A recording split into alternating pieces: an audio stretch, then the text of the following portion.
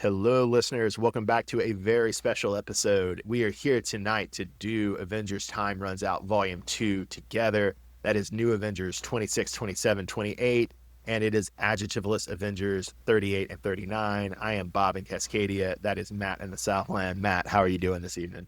Doing well, Bob. Hopefully you guys are just joining us from listening to Volume 1. We stopped right there because it's a good stopping point because there's a lot going on in these issues that we want to give some time to. As Secret Sauce listeners, we have ourselves time limited to an hour per episode. Right. You can thank Avengers AI for that. You can thank Avengers AI for that. It sounds a lot worse if we go over an hour. The result of that.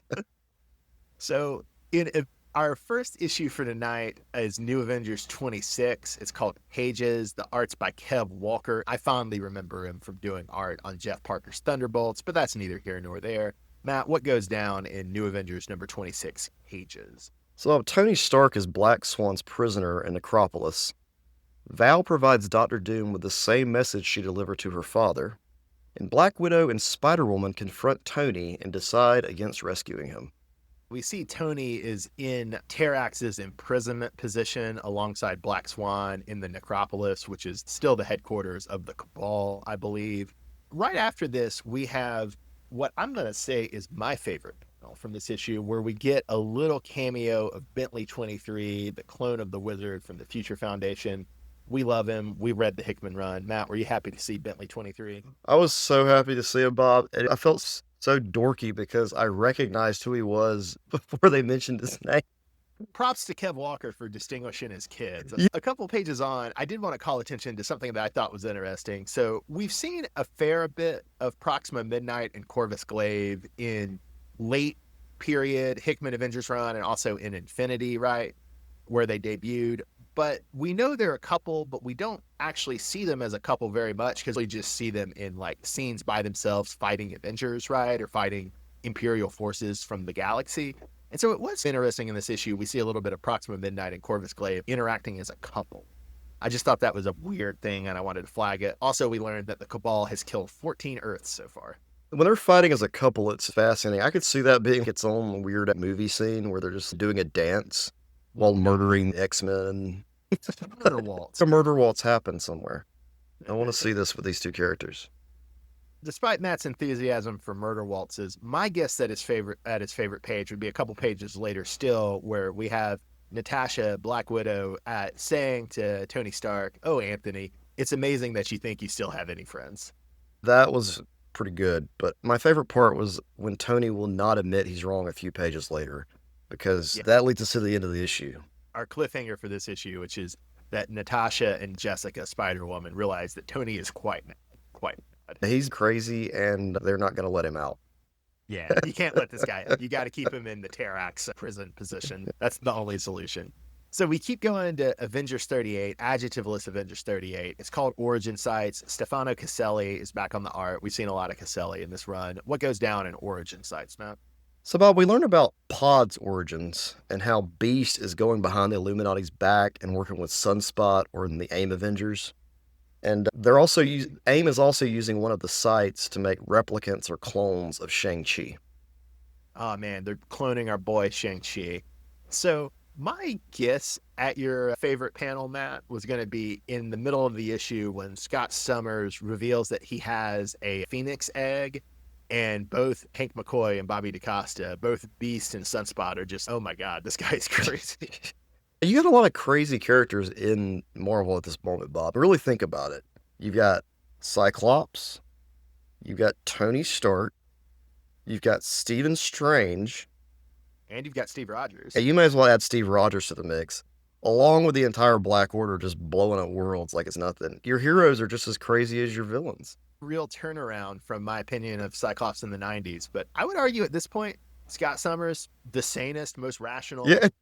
Now, that's not an achievement to be the sanest and most rational among that group. Right. But I would say is the sanest and most rational among that group. And this is Cyclops in San Francisco, right? It's a little after that, but definitely this is the characterization that Kieran Gillen laid down for Cyclops in the late San Francisco era. I think by this point, Brian Bendis is writing Uncanny X-Men, and the X-Men are headquartering out of the Weapon X facility in Canada, partially just to trigger Wolverine, partially because Scott Summers correctly figures that's the last place Logan would think to look.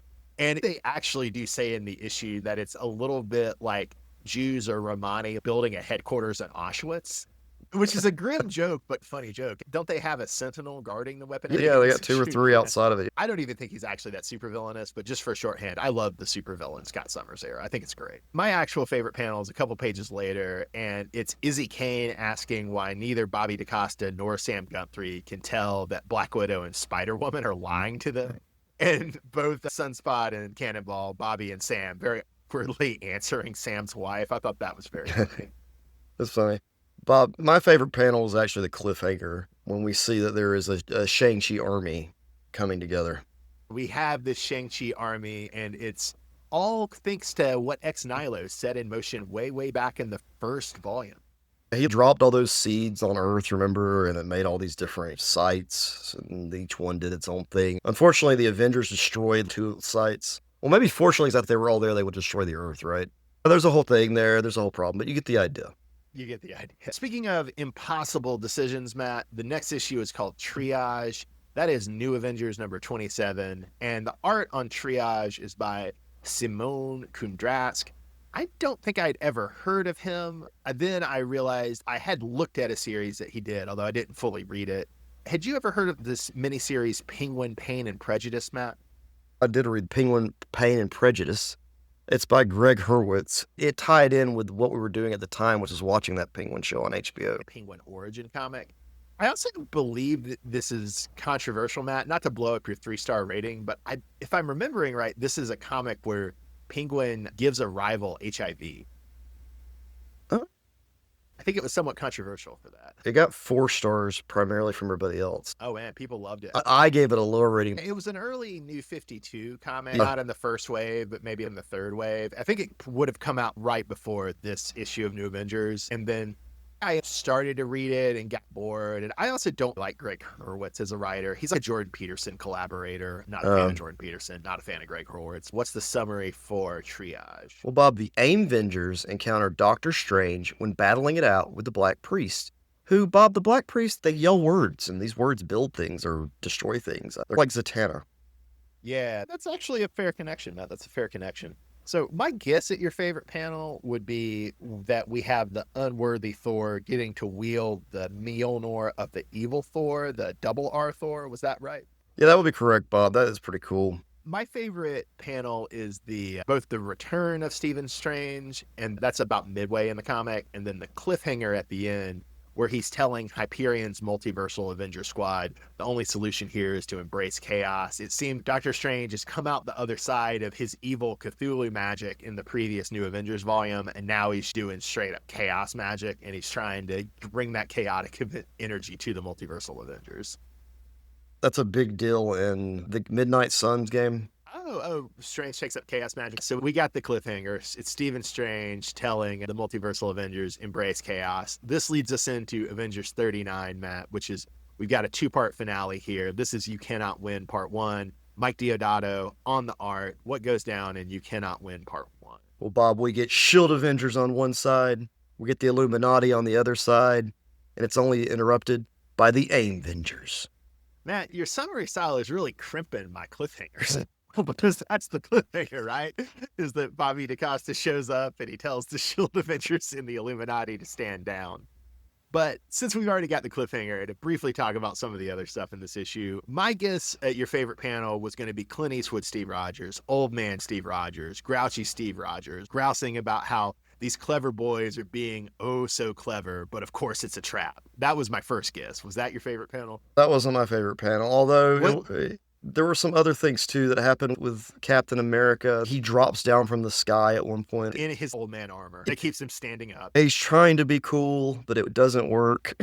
Steve Rogers is a mess in this comic. The only person less sympathetic in this comic is Tony Stark. Yep. My other guess at your favorite panel was when Bruce Banner just no-sells Carol Danvers punches. I like that scene. I really did. I've seen it before. Him versus Captain Marvel. Maybe Civil War II. Maybe World War Hulk. The video game I just mentioned, they were both in that. Midnight Suns. They're in Midnight Suns? I thought it was an occult game. It's a combination of Avengers and random magic people. I'll give you a rundown of the roster. That Iron makes me Man. a lot less interested that mainstream Avengers are in it. They had to sell stuff, Bob. They put Deadpool in it too. I have no interest. I don't have Cyclops. You got Wolverine. I'd rather have Cyclops, man. I've never been a huge Wolverine fan, but it would blow my mind to hear 10-year-old Bob's mind was absolutely blown that 40-year-old Bob is, nah, man, Cyclops cool is the best. Wolverine is terrible. Times are changing, Bob. This is not that I've changed, it's that Cyclops changed. 21st century Cyclops is just cooler, man. You changed with Cyclops, Bob. You changed with Cyclops. I have changed, but I don't think this is because I've changed. Cyclops has changed. And maybe 10-year-old Bob was too stupid and too limited to recognize it. But I like to think that if 10-year-old Bob could have seen what Cyclops was in the Morrison run or the Gillen run or the Hickman run or the Bendis run, he'd have been like, yeah, man, that guy rocks. I have a similar feeling about another character. I'm going to skip your favorite panel to hit you with my favorite panel. It's Reed taking an arrow from Hawkeye, Bob. So is Reed your favorite now? Yeah, I really like Reed.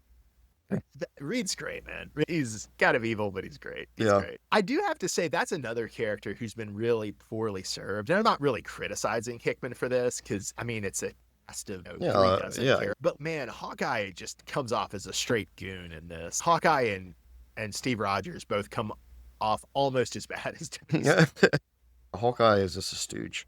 It's not been a good run for Clint Barton, and it's especially ironic because Matt Fraction in his Hawkeye solo series has just made Hawkeye the most sympathetic and engaging he's ever been.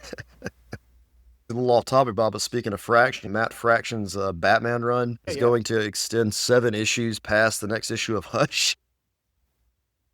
Or, excuse me, Hush Tua. Hush Tua was going to be delayed until March of next year. And so that'll wind up being 10 issues of Fraction Batman before Hush Tua concludes. Not Hush Tua concluding. That's just half of Hush Tush. He's doing 2 parts. Matt, I thought you were lying to me, or I thought the fake comic news had deceived me. We're probably never going to see the end of the Hush saga. You're hearing it here first. March 26th, which is probably actually going to be May or June. It's probably going to be the summer, yeah. They're going to turn it into the big summer release. When the finale of the first part of Hattush comes out, I swear to God, I thought was the finale of the whole thing. I guess we'll just have to rank Hattush then, Matt, because, yeah, it's never going to finish. That's unfortunate because we did our due diligence, Bob. We covered all the Hush-related content, everything Hush has ever been in. Worse than Tony Stark, worse than Steve Rogers, worse than Clint Barton. Clearly, Jeff Loeb is the 21st century's greatest monster, Matt. But I was going to say, to get back to Avengers number 39, You Cannot Win Part 1, my favorite panel was a little before yours. Reed takes an arrow for Hawkeye is yours. Mine is when Brian Braddock, Captain Britain, and T'Challa cut up war machines. That was very satisfying. Yeah, it was pretty cool seeing all these heroes going at each other. And it's been building up for quite some time. But Bob, so you mentioned the cliffhanger. Go ahead and say it again so we can get there. Bobby DaCosta shows up with the AIM Avengers, at least those of the AIM Avengers who didn't go into the multiverse with Hyperion. And he tells the SHIELD Avengers and the Illuminati to stand down. That brings us into New Avengers number 28, which is where we will end our coverage for this episode today. And that's You Cannot Win Part 2. Before you go any further, Bob, I do want to ask you this. Who was your money on when you first read Avengers number 39 and you had the SHIELD Avengers, the Illuminati, and the AIM Avengers at the end of the issue?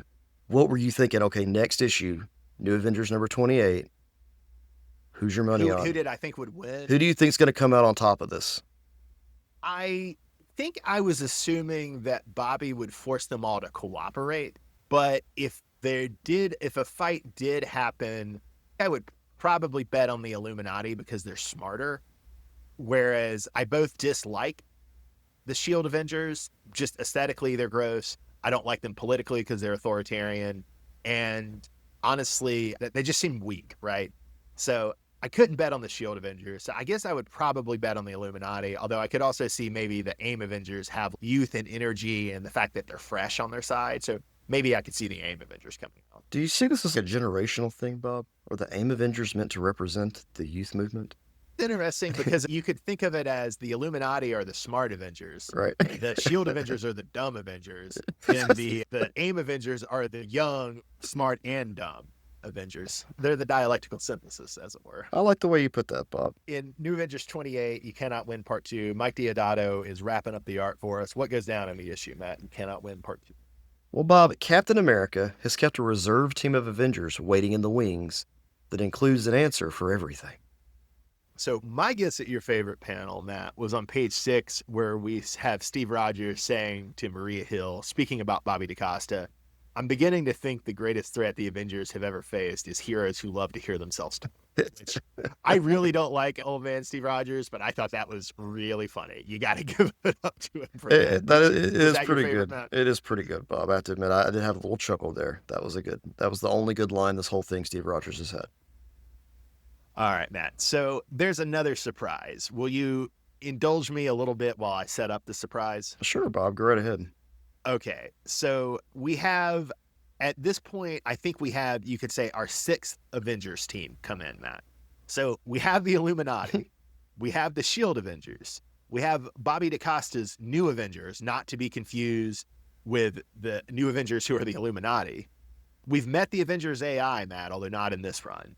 We've met Hyperion's multiversal Avengers, although you could argue that that's just a spinoff of Bobby DaCosta's AIM. At this point, they're not going to come back together, right? At this point, Doctor Strange and Thor and Hyperion are out there doing their Right, thing. they're not here at this Yeah. battle. So this brings in another Avengers team who we actually did see earlier in Infinity, although they didn't do much. They were just on the sidelines in Infinity doing a little bit of background fighting. But this is the Mighty Avengers, written by Al Ewing, who's another one of my favorite Marvel writers of this era and the current era. And at the same time that Hickman's writing Avengers and New Avengers, Al Ewing has a couple of Mighty Avengers spin-off books going. I think it's first Mighty Avengers, then it's, I think, Captain America and the Mighty Avengers. And the Captain America in this case is Falcon. Okay. I do want us to look at this stuff because I do think the Ewing stuff is cool. And honestly, it's the only complete run besides Hickman on Avengers that I actually really like. Although in a way it's not a complete run. In a way it's just a bunch of Al Ewing does 12 issues on an Avengers comic here, 12 issues on an Avengers comic here. Over time, there are threads that interweave, but it's not necessarily a cohesive run in the same way that Hickman is a cohesive run. Does that make sense? I see what you're saying. Like we were talking earlier, maybe in the other episode, that there are just so many Avengers books at this time. It had to have just, the whole market had to have been saturated. There's Hickman's 2 books, there's Avengers AI, there's Secret Avengers, there's Avengers World, there's Al Ewing's Mighty Avengers. There's so much stuff. I can't imagine going to a comic shop and just give me all the Avengers. All the Avengers, dog. All the Avengers. So I do want us to go ahead after we finish. After this episode, we've got 4 more episodes of Hickman Avengers. But after we finish Hickman Avengers, I do want us to go ahead and plunge into Ewing Avengers, because these early Ewing Avengers series and Mighty Avengers are going to give us a different perspective on Infinity and Time Runs Out, which I think would be fun. Yeah, that'd be cool. I just thought, though, that fitting them in while we were covering the Hickman run, like we did with Avengers World and Avengers AI, would just be a non-starter. Way too much, yeah, I agree. If we're going to do them, we should go ahead and do them around here. That sounds good. All that preface aside, Matt, we have our Mighty Avengers here. They're led by Luke Cage, and it includes the Falcon Captain America. It includes White Tiger, She-Hulk, Blue Marvel, Spectrum, who used to be Captain Marvel, and we've got a Power Man who's not Luke Cage. And I think, although I'm not totally sure, that's still Superior Spider. They start out as a street-level Avengers, but by the time they get She-Hulk, Blue Marvel, and Spectrum, they've leveled up their powers. Does that make sense? Oh yeah, and most of these are street level characters. When you look at like White Tiger, wasn't she a big part of Bendis's Daredevil? Yeah, and then Blue Marvel, I'm not as familiar with, but isn't he more a Superman type thing? He's a little bit of a Superman type character, and one thing we will probably want to read is there's a Blue Marvel miniseries that came out a few years before the Hickman and the Ewing runs, and that'll give us a little bit of context for Blue Marvel, which will make Mighty Avengers read better. And I don't think with the other characters, I think pick it up as you go, but I think it's useful to have some context for Blue Marvel. I want to thank Marvel Snap for helping me figure out who all these characters are, because having to play that card game, a lot of these characters, I had no clue who they were, but they were strong cards. Blue Marvel. That's how I learned, Bob. So you actually had played Blue Marvel and Marvel Snap? Yeah, he was one of the characters. They have cards of I'm talking every character you can imagine is in that game, but it's just a card game. It's still really cool that they have Blue Marvel in there, man. I like Blue Marvel. He hasn't had much staying power after the Ewing series, as far as I'm aware. Yeah, it's crazy. There's so many characters in this game. Matt, that was my favorite panel in this issue, was when we had the debut of the Mighty Avengers in this book as our sixth Avengers team. Just to run it down one more time: Luke Cage, Falcon, White Tiger, She-Hulk, Blue Marvel, Spectrum, Power Man, and probably Superior Spider-Man, question mark, question mark. Matt, what was your favorite panel of this issue, since both of my suggestions just didn't cut it? Bob, my favorite panel was the invisible cubes around all of the people involved, with the exception of the Illuminati.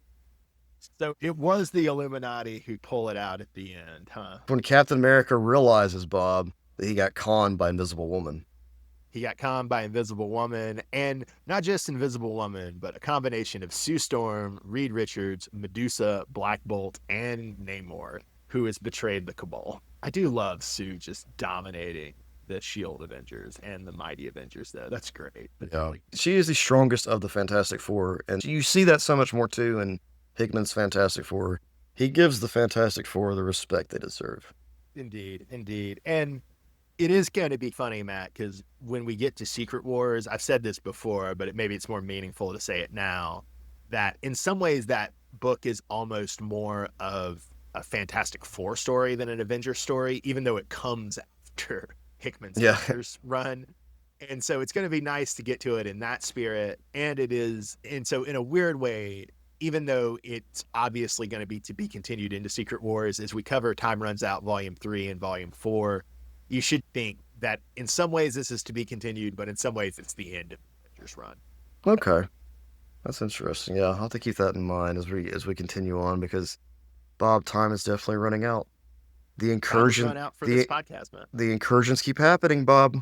They keep happening. They're getting faster. We've only got like 12 worlds left. It's really serious stuff, man. It's really serious stuff.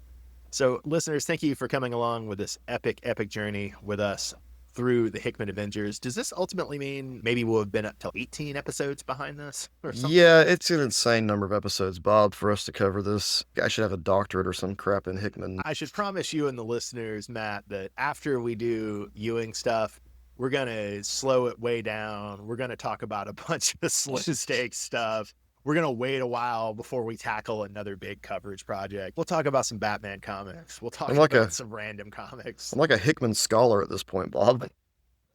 Maybe we'll get into some Punisher versus Eminem. Shorter, less complex stories.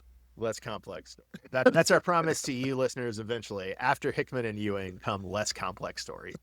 So this has been Uncanny Treks. I'm Bob in Cascadia. That's Matt in the Southland. Thanks for listening. Thank you for listening.